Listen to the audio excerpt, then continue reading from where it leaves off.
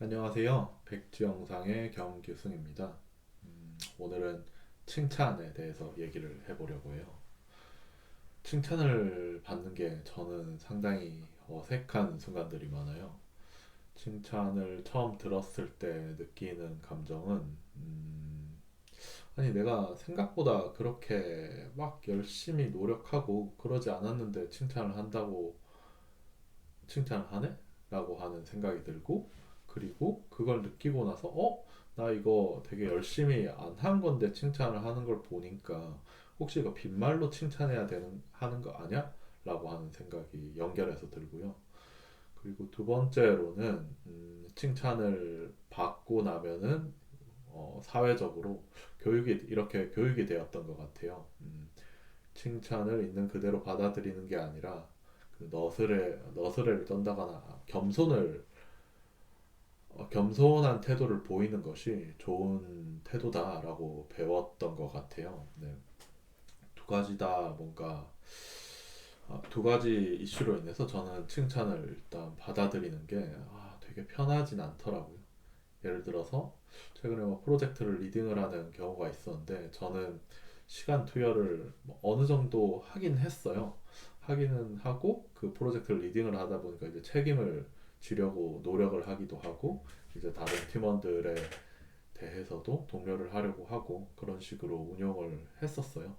그럼에도 제 마음속 한구석에는 어떤 것들이 있었냐라고 하면 내가 시간 투여를 그렇게 많이 하지 않았는데 나는 최선을 다하지 않았는데 나는 실은 훨씬 더 열심히 일할 수 있었는데 그러지 않았는데 라고 하는 생각이 항상 먼저 드는 편이 자연스럽게 좀 마음속에서 그냥 바로 드는 것 같아요. 그러다 보니까 제가 했던 결과물에 대해서 저 스스로 과소평가하는 경우가 좀 많은 편인 것 같아요. 그런데 반면 저 스스로는 이렇게 생각을 하는데 반해서 다른 이제 팀원들이나 동료들은 그거를 너무 고맙고 이렇게 해줘서 되게 좋은 경험이었다라고 얘기를 해주죠. 그러다 보니까 이거를 제 생각과 현실에서 이런 인식하는 것에 차이가 있다 보니까 저는 그걸 온전히 칭찬을 있는 그대로 받아들이질 못하더라고요.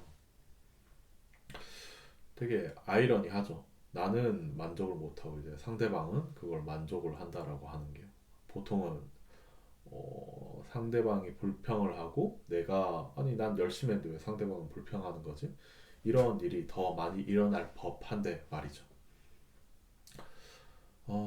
이거는 어떻게 보면 제가 다른 사람들한테 꽤 인정을 받고 싶다라고 하는 생각이 있는 반면에 저 스스로에 대한 인정을 받는 것이 되게 힘들다라고 하는 것 문제도 같이 있는 것 같아요. 저 스스로 저한테는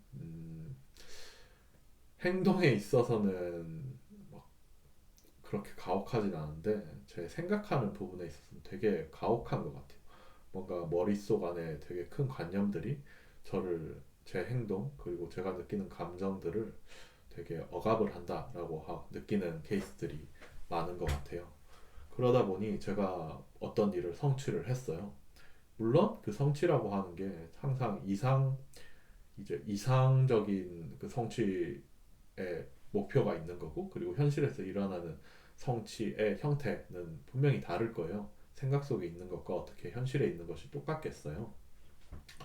그러다 보니 그 계리라고 하는 것이 항상 현실에서 일어나게 마련인데 저는 그것을 보고서 만족을 못 하는 거죠. 아니, 내가 이렇게 원래 디자인을 했었는데, 이렇게 되기를 계획을 했었는데, 왜 나는 100% 이행을 하지 못했지?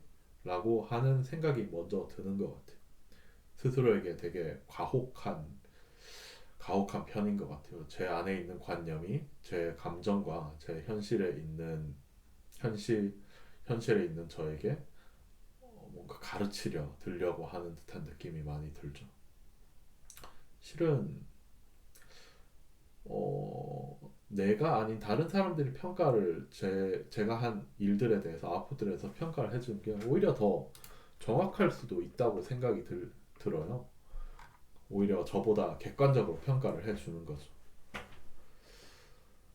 그래서 제 마음속으로는 항상 100점을 맞고 싶다라고 하는, 완벽하진 않지만, 완벽주의자는 아니지만 완벽주의 성향을 가진 것 때문에 저 스스로 그것 때문에 스트레스를 많이 받는 편인 것 같아요.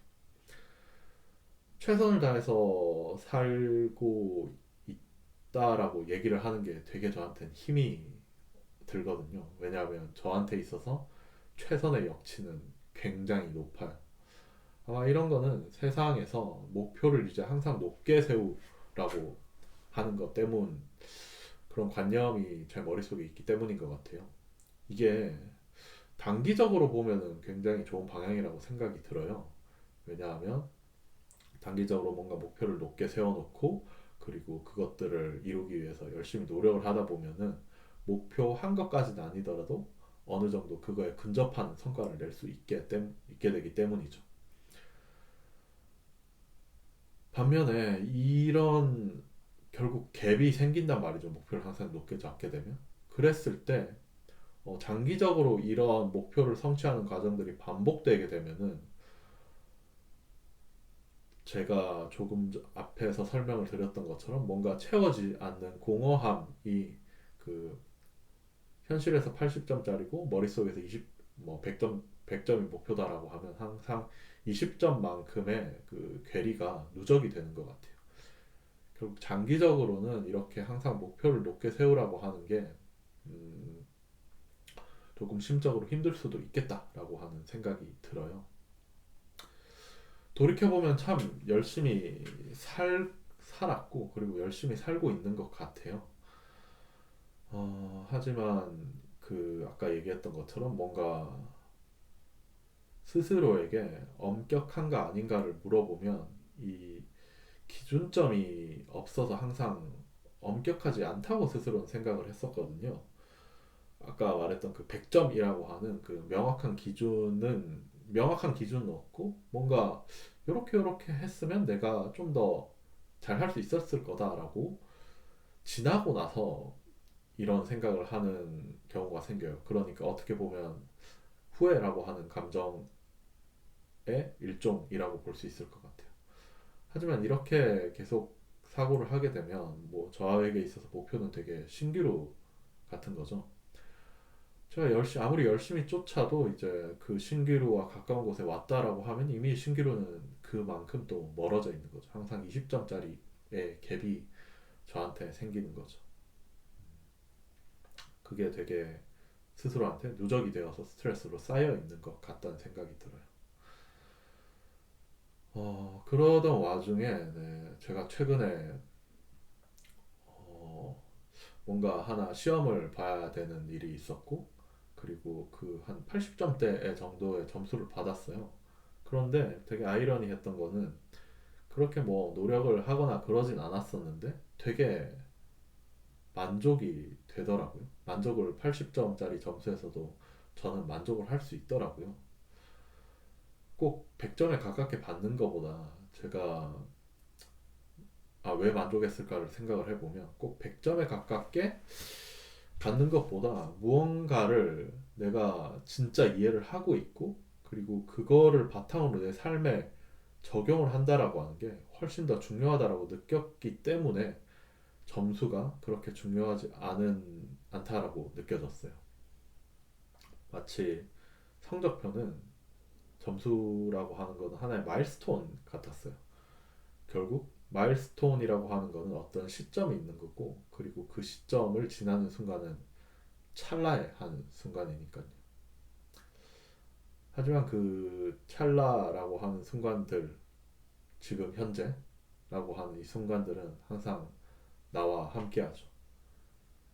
그러니까 그 찰나에 묶여 있기보다는 과거의 찰나에 집중을 하는 것보다는 그 고정된 것 없이 지금에 있는 상태 그대로를 받아들이고 아쉬운 것 아까 그 갭이라고 하는 거는 이제 그 마일스톤에 묶여 있는 저의 사고 방식인 거죠. 그것에 집중을 하는 것보다 현재 제가 실용적으로 잘 과거에 했던 행동들이 나에게 지금 실용적으로 내 삶에 긍정적인 영향을 미치고 있는가라고 하는 것이 훨씬 더 내가 과거에 하지 못했던, 이뤄내지 못했던 걸 후회하는 것보다 현실에 나에게 있어서 얼마나 도움이 되었는가, 얼마나 기쁜 행동이었는가, 기쁜 경험이었는가 라고 하는 것이 저에게는 훨씬 더 소중하고, 그리고 장기적으로 제가 긍정적인 방향으로 삶을 살아갈 수 있는 사고 체계다라고 생각을 하게 되었습니다.